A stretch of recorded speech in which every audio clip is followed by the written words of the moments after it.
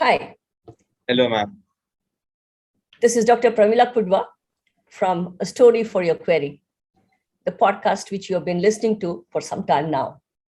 I have with me Dishay Mehta, a young student, ex-student from Pawar Public School, Kandivali, Mumbai, of which I was the principal. I am still. And he has achieved a lot in in a short span of life. And he wants to achieve a lot more. He's got admission into IIT Kanpur. He's done a whole lot more, which I would want him to talk to you about so that some of us can draw inspiration from this young chap. Welcome to my podcast, Dishay, once again. Thank you, ma'am, for giving me this opportunity for the interview. It was nice to interact with you the other day when you were in school and talk about all those nostalgic moments. Definitely. So if you're ready, we'll start with our questions. Yeah, sure, ma'am. I'm ready. All right. Now, you have quoted Eleanor Roosevelt in your personal statement. It is a profound statement which goes thus. It says, "The future belongs to those who believe in the beauty of your dreams." What exactly did you mean when you wrote this? I meant that we should spend each and every second of our life by doing what we love and not doing what we don't love or what we hate or what we are given. Like if someone gives us work and we are forced to do it, you should not always do that. You should do what you love. And we should always believe in the beauty of your dream, and you should we dream many things, so we should not just let it go that those are just dreams and those are imaginary things and I won't achieve them. You should try and try till you succeed, and you should keep up the great work which you are doing, and you should never lose faith in yourself and keep believing in those dreams. That is what I meant. That was well said. So, what you're trying to say is instead of doing something that you love doing what you're doing. Exactly, yeah. Huh? And If you also, fall in love yes, with what you're doing, then you won't think of it as a burden. You'll just keep on absolutely. doing it smoothly, and you'll be best at it. That's right. That is And what I meant. also, that adds one more point to my mind. You aim at the sky, you fall on the treetop. You Exactly. aim at the treetop, you may fall on the ground. So aim high. Exactly. Aim high. Yes. All right. That's a lot of thought for this young 16, 17-year-old. Math is your favorite subject, according to you. And what is your message to all those who have a fear of maths? How can they overcome this fear?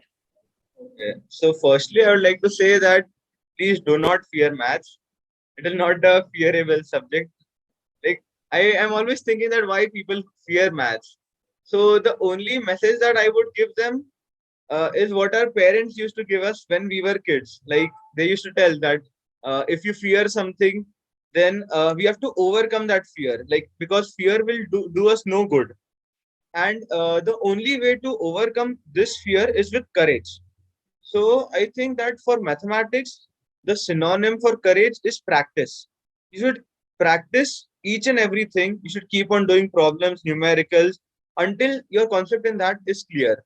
So I used to follow that, and that is why I didn't used to fear. I used to even like tell my teachers to give me extra questions. Like I should tell ki mujhe aur do, I'll do it, and that is how I, you will keep on loving I maths. remember when I was in school, I didn't have a fear for maths, but I didn't love maths either. Okay. And we had a student in my 10th standard. Jyotsna is her name. I still remember. Yeah. The geometry teacher used to give us riders. By the time we locate the theorem and start writing it, this girl would have finished and her hand is up. We Yeah. always wondered how she could do it. I didn't have a fear, but I didn't have a love for maths No, either. either. So Yeah. somewhere, I think what we also need to do is not only allay the fears, but also create a love for the subject. Exactly. So for that, I think the maths teachers are also to be Quite responsible for that. True, also ma'am. build a love. I remember reading one of the articles where there was this nurse who had to learn statistics.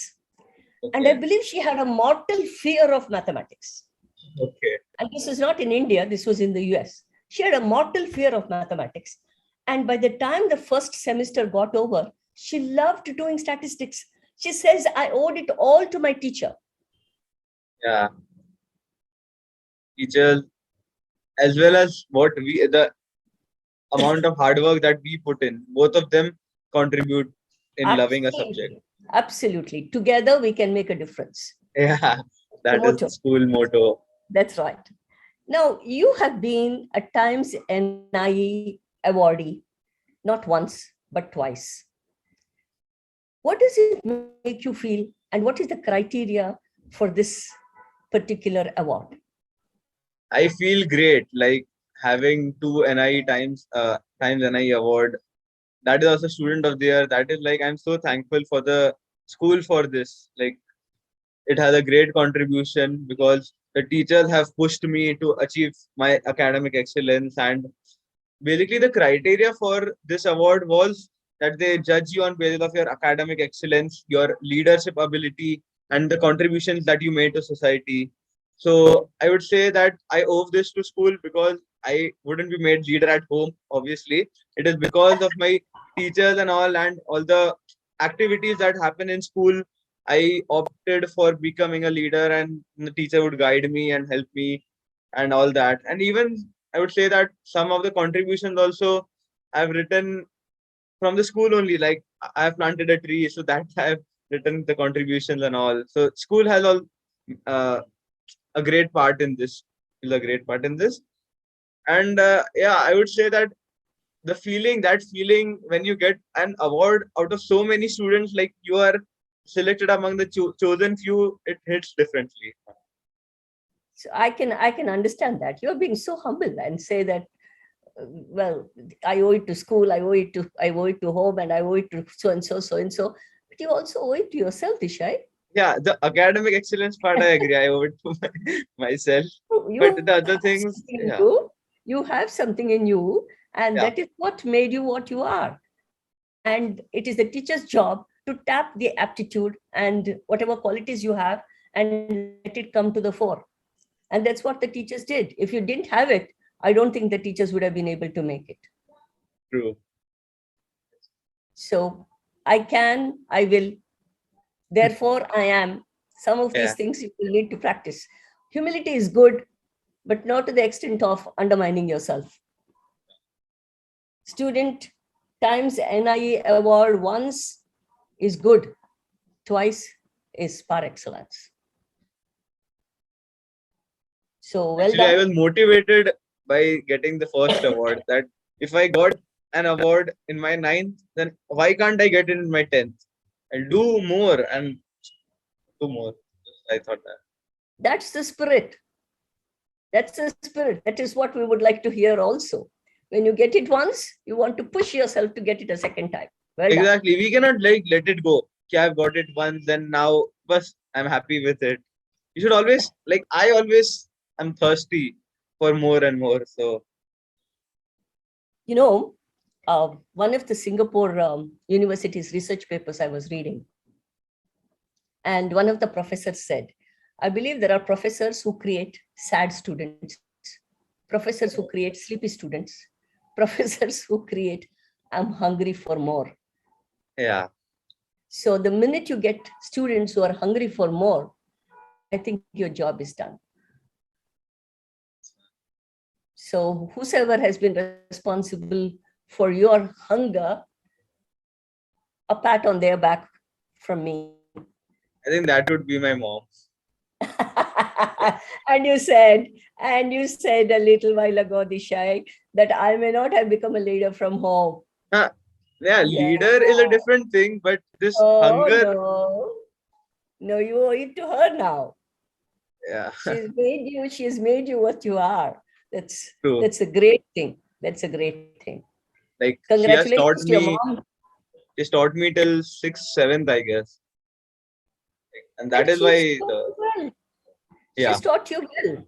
Because not only are you excelling in academics, she's taught you several other aspects of character building, which I'm going to take it up now.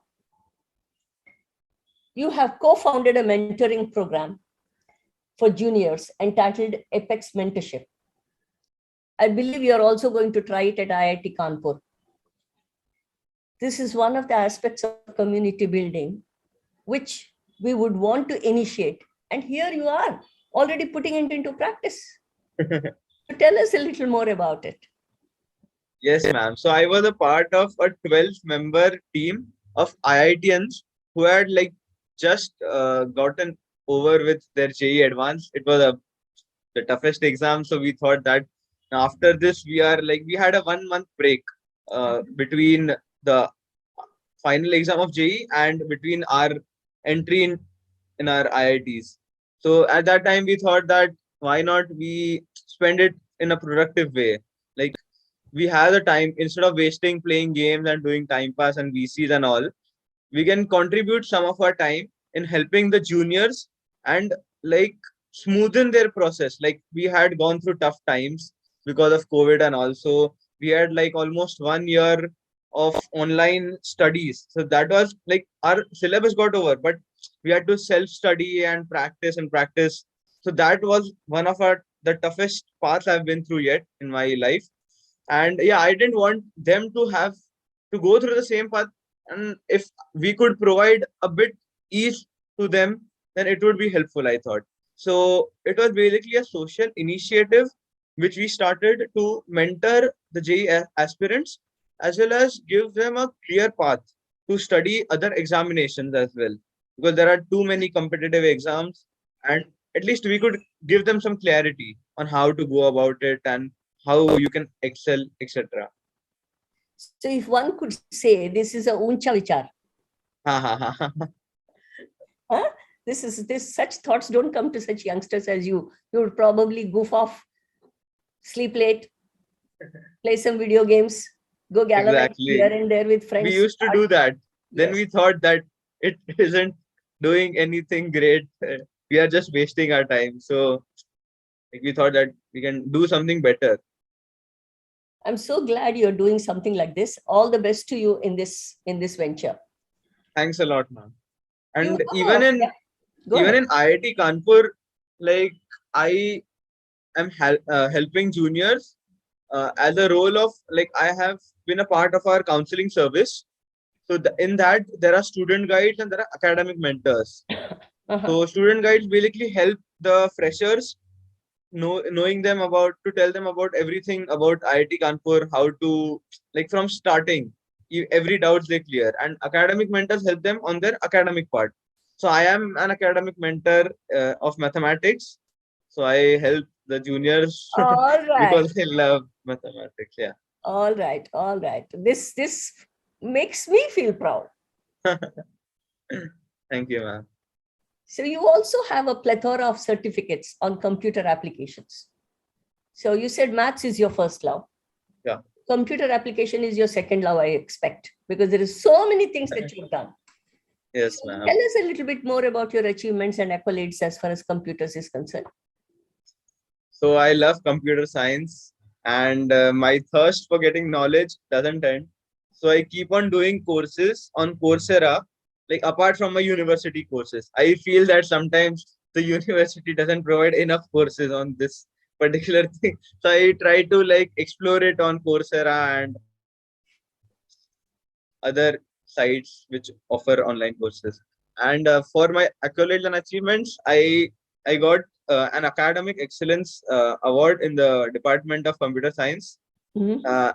As I was in my top, as I was in the top 10% of my class Mhm. in my first year. And I'm also a Reliance scholar for computer science and AI, and they have given me a good scholarship also, the Reliance Okay. Foundation. Okay. So now what do you aim to do after IIT? After IIT, my aim is to do masters in. My aim is for MIT. Like I've MIT, always, Massachusetts Institute yeah, of Technology. Okay. yes, ma'am. All right. As it is like ranked one in terms of technology and computer science. May you achieve your goal. Thanks Best a lot, wishes ma'am. with you. Now, I want you to do one last thing. You have set your goal and you have you have pursued, you have worked hard and you've achieved that goal of yours. Now, I want you to give a tip or two to the youngsters, how they set goals and how they pursue the goals to achieve them. Okay. Yeah. So basically, goals are required to achieve any objective or the final result which we desire. So I would like to say that always think big. I mean, what's the harm in thinking big? And if you set bigger goals, so always set bigger goals, I mean. And if you think that you cannot achieve them at in one go, then break those bigger goals into smaller goals and achieve those smaller goals. Like you have to do that in order to like compile it and achieve the bigger goal which you had in your mind. And for setting these goals, I think that you require planning, some motivation and discipline, so that you will have to inculcate, and you surely will achieve them by making the decisions and the actions in the process of these goals. And I think these reps will help you get closer and closer to your goals. All right. Thank you. Now, the entire podcast is all about queries and stories. So I have to tell you a story now if I have Yeah. to end it. So there it goes. There was a crow which went around looking at every other bird in the forest. And Yeah. it saw a beautiful, beautiful swan. It went up to the swan and said, "What makes you so beautiful?" So the swan says, "I'm not beautiful. Look at the peacock there. It has got such beautiful colored feathers. Yeah. The peacock is more beautiful than I am." So the crow goes to the peacock. It says, "What makes you so beautiful?" And the peacock says, "Look here. We are the ones who are kept in the cage. You are the ones who is free. So I admire your freedom and stop looking at the beauty." Now, what I'm trying to tell you here is each of us has to set our goal according to our abilities. Dishay has set his goal. He's set his eyes on MIT. We wish him the best. But everybody cannot reach there. So supposing you don't reach your goal, are you going to give up? No, Ever. never. So what you need to do is to have the grit, resilience to rise up and fight for what you want to achieve.